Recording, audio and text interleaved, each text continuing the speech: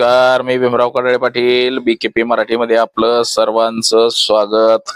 आज नवीन दिवस, नवीन विषय, नवीन दिवसाची नवीन अशी चर्चा. आज चर्चा घेऊन आलोय म्हणजे देशात कॉकरोच पार्टीनं एक क्रेज निर्माण केलाय. त्यांचे 24 मिलियन फॉलोवर इंस्टाग्रामला झालेले, तर पेजला सुद्धा बऱ्याच लोकांनी फॉलो केलेला आहे. आता चर्चा अशी सुरू झालेली आहे की देशभर 4 तारखेनंतर भली मोठी आंदोलनं कॉकरोच पार्टीची होणार आहेत का, अशी चर्चा सुरू झाली होणार आहेत म्हणून. आणि काही जणांचं असं मत आहे की नेपाळ सारखी परिस्थिती देशामध्ये होऊ शकते. त्याचबरोबर कॉकरोच पार्टीनं जर आंदोलनं सुरू केली, काँग्रेस पक्षानं जर आंदोलनं सुरू केली त्यांच्यासोबत, तर भारतीय जनता पक्षाचे नेते अनेक जण बाहेर पळून जातील.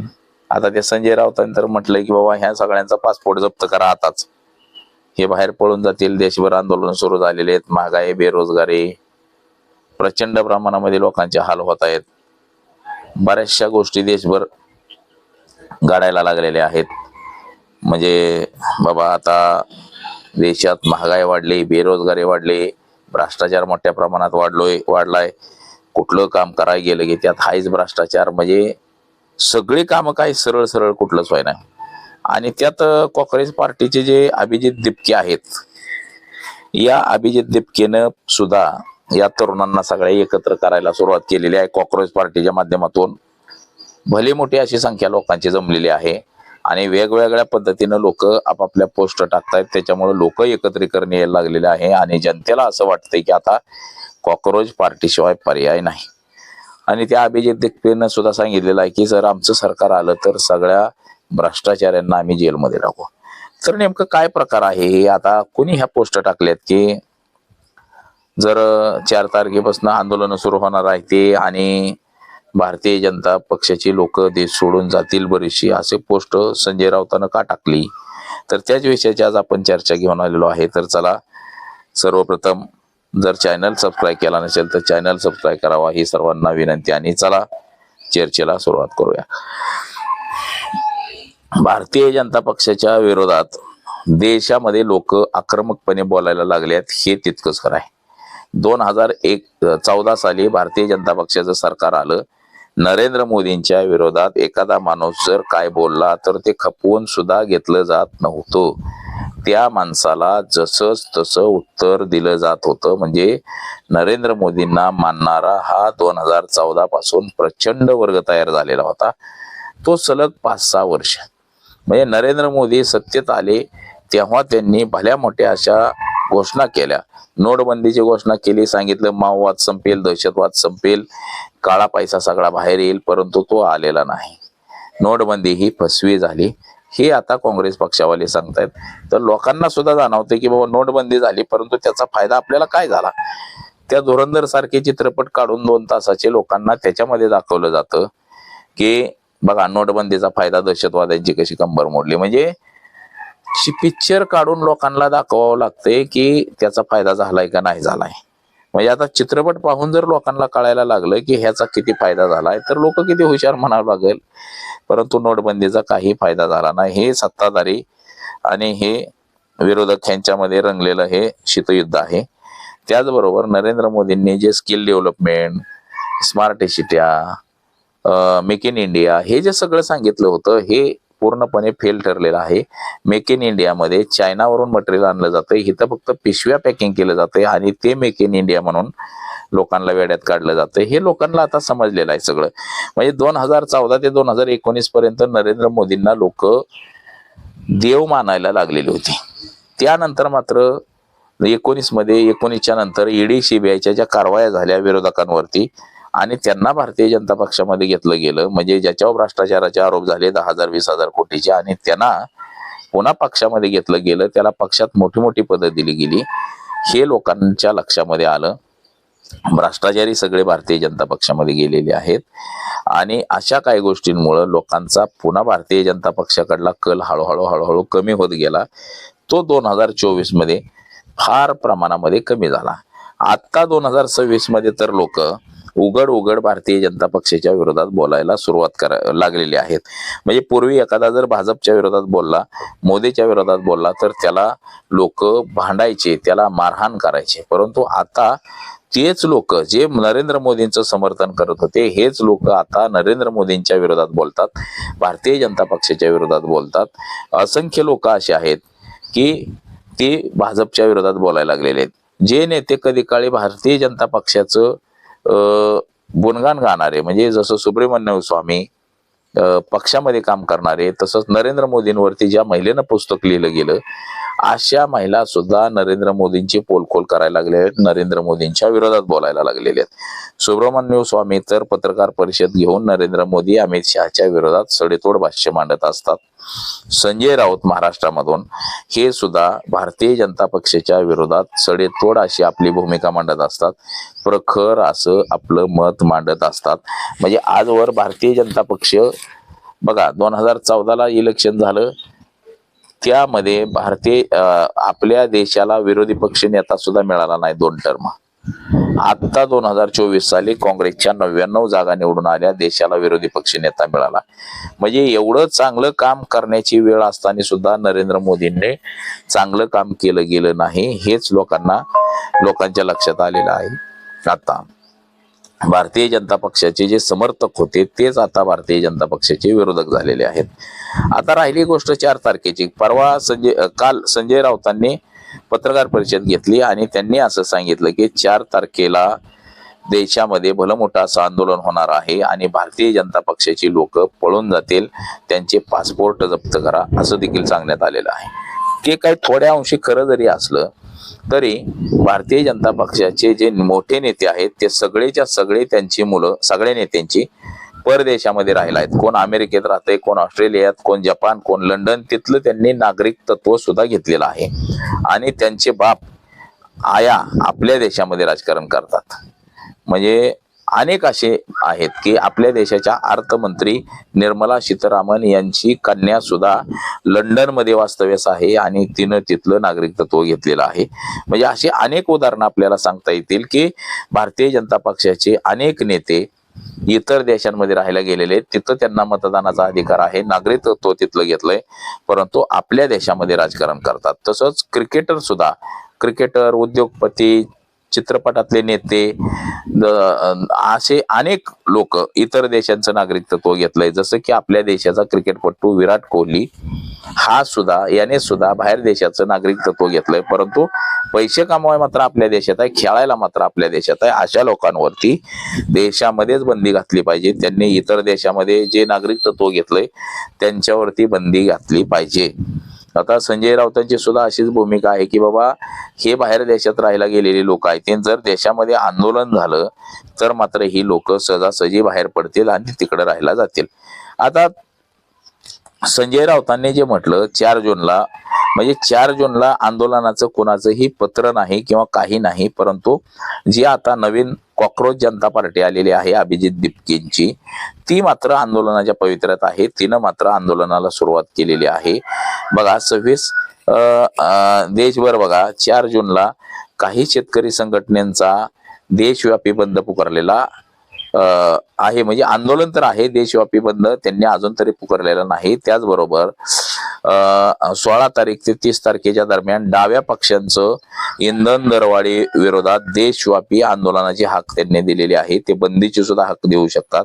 तर 21 जूनला सुद्धा भारतीय जनता पक्षाच्या विरोधात अनेक शेतकरी संघटना असतील किंवा इतर पक्ष असतील त्यांची सुद्धा आंदोलन आहेत. जे संयुक्त किसान मोर्चा आहे त्यांचं सुद्धा आंदोलन आहे. MSP वरून गावागावांमध्ये केंद्राच्या आदेशाची, म्हणजे आता केंद्राने जे काही आदेश काढलेले आहेत या आदेशाबाबत सुद्धा ते आंदोलन आहे प्रति जाळण्याचं. आता बघा देशामध्ये पाठीमागच्या काळापासून म्हणजे आंदोलन सुरूच आहेत. काँग्रेस पक्षाने इंधन दरवाढीचा भडका असेल, कामगारांबाबत असेल किंवा पेट्रोल डिझेल ह्याच्यामुळे जी झालेली महागाई आहे या विरोधात सुद्धा आंदोलनं झालेली आहेत. परंतु प्रमुख आंदोलन जे आहे हे आंदोलन नीट पेपर बाबत आहे. ते कॉक्रोच पार्टी जे आहे या कॉक्रोच पार्टीचं, तसंच राजस्थानमध्ये काँग्रेस पक्षाचं जे आंदोलन आहे पेट्रोल डिझेल दरवाढ आणि नीट पेपर लीक, हे सुद्धा आंदोलन गाजलेलं आहे. देशभर या आंदोलनाचा भडका उडलेला आहे. तसंच आता बघा, आंदोलन म्हटलं तर आंदोलनाची अचानक घोषणा होत असते, अशी ठरवून किंवा काय करून अशी घोषणा सध्या तरी झालेली नाही. परंतु कॉक्रोच पार्टीचा मात्र जी CJP पार्टी आहे तिचा मात्र आंदोलनाचा पवित्रा आहे असं एकंदरीत आपल्याला दिसतंय. अभिजित दिपके हा 30 वर्षाचा तरुण यानं कॉक्रोच जनता पार्टी ही आता ह्याच्यावरतीच आहे म्हणायचं. आता सध्या तर ऑनलाईनच ही पार्टी, म्हणजे आम आदमी पक्षाचं त्यानं सोशल मीडिया हँडल अनेक वर्षी सांभाळलेलं होतं आणि त्यामुळे ह्याच्यातली त्याला बऱ्यापैकी माहिती होते. आता या आम आदमी पक्षाचा सुद्धा त्या काळामध्ये भ्रष्टाचाराच्या विषयी उदय झाल्यावर होता. आणि आता कॉक्रोच पार्टी सुद्धा जे 16 मे 2026 रोजी जे आपल्या देशाचे सरन्यायाधीश आहेत जस्टिस सूर्यकांत हे तरुणांना कॉक्रोच म्हटले होते, तेव्हापासून हे सगळं आंदोलन सुरू झालं. त्या कॉक्रोच पार्टीचं त्यांचे फॉलोअर्स सुद्धा जवळपास 24 मिलियन फॉलोअर्स झालेले आहेत इंस्टाग्रामला. तर बघा, त्या पक्षाची म्हणजे त्यांनीच आता मागणी केलेली आहे की बाबा जे देशाचे शिक्षण मंत्री आहेत धर्मेंद्र प्रसाद यांच्या कार्यकाळामध्ये तसंच नरेंद्र मोदींच्या कार्यकाळामध्ये 69 वेळा पेपर लीक झालेला आहे, तो वेगवेगळ्या प्रकारचा, म्हणजे MPSC असू द्या, नीटचा असू द्या किंवा इतर पेपर असू द्या. तर या शिक्षण मंत्र्यानं राजीनामा द्यावा आणि त्यांनी सांगितलं आहे की 10 दिवस मुदत दिलेली आहे भारतीय जनता पक्षाला की या शिक्षण मंत्र्याचा आपण राजीनामा घ्यावा, अन्यथा आम्ही आंदोलनाला सुरुवात करणार आहे. म्हणजे नीट पेपर बघा, 3 मेला झालेली परीक्षा रद्द झालेली आहे. 22 लाख विद्यार्थ्यांचं भवितव्य धोक्यात आलेलं आहे. CBI चौकशी सुरू आहे, बऱ्याच चौकशी सुरू आहे, पण ह्या चौकशा काय होत नसतात का, हे होत नाही ह्या शिक्षण म्हणजे चौकशांचं. आपण पाहिलं असेल की ह्याच्या पाठीमागे सुद्धा अशाच पेपर फुटीची प्रकरणं झाली, ह्याच्यात सुद्धा चौकशी समित्या नेमल्यात, परंतु अद्याप त्या चौकशी समित्यांनी काहीही केलेलं नाही, चौकशा काहीच झालेल्या नाही त्या. तर ह्या सगळ्या विद्यार्थ्यांचं मत आहे की शिक्षण मंत्र्यानं राजीनामा तात्काळ द्यावा. शिक्षण व्यवस्था पूर्णपणे कोलमडलेली आहे. 22 लाख विद्यार्थ्यांचं भवितव्य उद्ध्वस्त झालेलं आहे. त्यात अनेक विद्यार्थ्यांनी आत्महत्या केलेली आहे आणि या सगळ्या गोष्टींना जबाबदार हे देशाचं भारतीय जनता पक्षाचं सरकार, देशाचा शिक्षण मंत्री आहे असं मत या सगळ्यांचं झालेलं आहे, म्हणजे जे कॉक्रोच जनता पार्टीचे. तर त्यांनीच आता बघा या विषयावरती सगळा पडदा टाकायला सुरुवात केलेली आहे. त्यांनी असं म्हटलेलं आहे की आता खरं काम करण्याची आपल्यावरती वेळ आलेली आहे आणि शिक्षण मंत्र्यानं पहिल्यांदा राजीनामा दिला पाहिजे. त्याने 10 दिवसाच्या आत जर राजीनामा नाही दिला तर देश पातळीवरती विद्यार्थ्यांचं भलं मोठं असं आंदोलन होईल. एक तर पेपर फुटत्यात, शिक्षण महागलेलं आहे, नोकऱ्या नाहीत, म्हणजे एवढी मोठी आम्ही शाळा शिकलो तरी सुद्धा आम्हाला नोकऱ्या नाही द्या. आता त्या अभिजित दिपकेनं बघा ह्याचा राजीनामा घ्या, शिक्षण मंत्र्याचा राजीनामा घ्या म्हणून एक पेज तयार केलं होतं आणि त्याच्यावरती लोकांच्या सह्यांची मोहीम उघडली होती. जवळपास 10 लाखाच्या वरती लोकांनी आतापर्यंत सह्या केलेल्या आहेत ह्याच्यामध्ये. आणि बघा तो जो व्हिडिओ टाकला, जवळपास 2-2 कोटी लोक व्हिडिओ पाहतात. आता रस्त्यावरती सुद्धा लोक बॅनर घेऊन जिल्हाधिकाऱ्यांना निवेदन देतात, कुठं काय करतात हे सध्या सुरूच आहे. मथुरा असेल, बेंगलोर असेल, अशा ठिकाणी मात्र आंदोलनं मोठमोठी सुरू झालेली आहेत. त्यातच ह्या CJP पक्ष जो आहे कॉक्रोचचा, याचा जो संस्थापक आहे अभिजित दिपके, याला सुद्धा धमक्या यायला लागलेल्या आहेत. वेगवेगळ्या प्रकारे जीवे मारण्याच्या धमक्या दिलेल्या आहेत. आणि त्या दिपकेनं पेपर लीक प्रकरणामध्ये जे शिक्षण मंत्री आहे त्याच्यावरती सडेतोड असं भाष्य केलेलं आहे, सडेतोड अशी टीका केलेली आहे. त्यांचं असं म्हणणं आहे की पहिल्यांदा या शिक्षण मंत्र्यानं राजीनामा दिला पाहिजे तरच आमचं आंदोलन थांबेल, अन्यथा आंदोलन सुरू राहील. म्हणजे आता ही आंदोलनं संजय राऊतांना जसं सांगितलेलं आहे की 4 जून पासून देशामध्ये आंदोलनं सुरू होतील, ती झुरळ पार्टी म्हणजे कॉक्रोच पार्टीचंच आणि विद्यार्थ्यांचंच आंदोलन 4 तारखेपासून सुरू होईल. खरं पाहता नेपाळमध्ये सुद्धा अशीच आंदोलनं झाली होती, ते दाबण्याचा प्रयत्न केला आणि त्याचा भडका उडाला. असंच देशामध्ये सुद्धा काहीसं घडू नये, कारण की आपल्याकडे नेपाळी व्यवस्था नाही, आपल्याकडे भारतीय लोकशाही आहे. लोकशाहीमध्ये आंदोलन करण्याचा पवित्र आहे. आता या शिक्षण मंत्र्याचा राजीनामा हा नरेंद्र मोदी सरकारनं घेतलाच पाहिजे. जर राजीनामा घेतला नाही तर मात्र देशभर पुन्हा आंदोलनाचा भडका उडण्याची शक्यता नाकारता येणार नाही. 4 जूनला जे आंदोलन देशात सुरुवात होईल, जे संजय राऊतांना जे भाकीत केलेलं आहे ते काहीसं खरं ठरल आणि आंदोलनाचा भडका देशभर उडेल. तर संजय राऊतांचं असं म्हणणं आहे की आता ते संजय राऊत म्हणजे भारतीय जनता पक्षावर टीका टिप्पणी करत असतात, कारण की त्यांना जेलमध्ये टाकलेलं होतं. 3 महिने म्हणजे 100 दिवस जेलमध्ये होते. शिवसेना सगळी फोडली, भारतीय जनता पक्षानं तोडून मोडून टाकली सगळी. एकनाथ शिंदेला शिवसेना दिली, आपण सगळ्यांनी बघितलेलं असेल. त्याच्यामुळे त्यांचा वैयक्तिक राग आहे तो शिवसेनेवरती, ह्याच्या भारतीय जनता पक्षावरती. त्यामुळे ते असं बोलत असतील असं देखील लोकांना वाटतं, परंतु त्यांना काहीतरी माहिती असेल या बाबतीत. हे 4 जून पासून देशभर आंदोलन होईल आणि भारतीय जनता पक्षाचे काही लोक पळून जातील, म्हणून त्यांचा पासपोर्ट जप्त करा असं संजय राऊत म्हणलेले आहेत. तर बघू आपण 4 जूनला काय होतंय हे सुद्धा आपण बघणार आहे. तर आज एवढंच. माझा सहकारी कॅमेरामन अनिकेत सम, मी भीमराव कडाळे पाटील, BKP मराठी, इंदापूर, पुणे.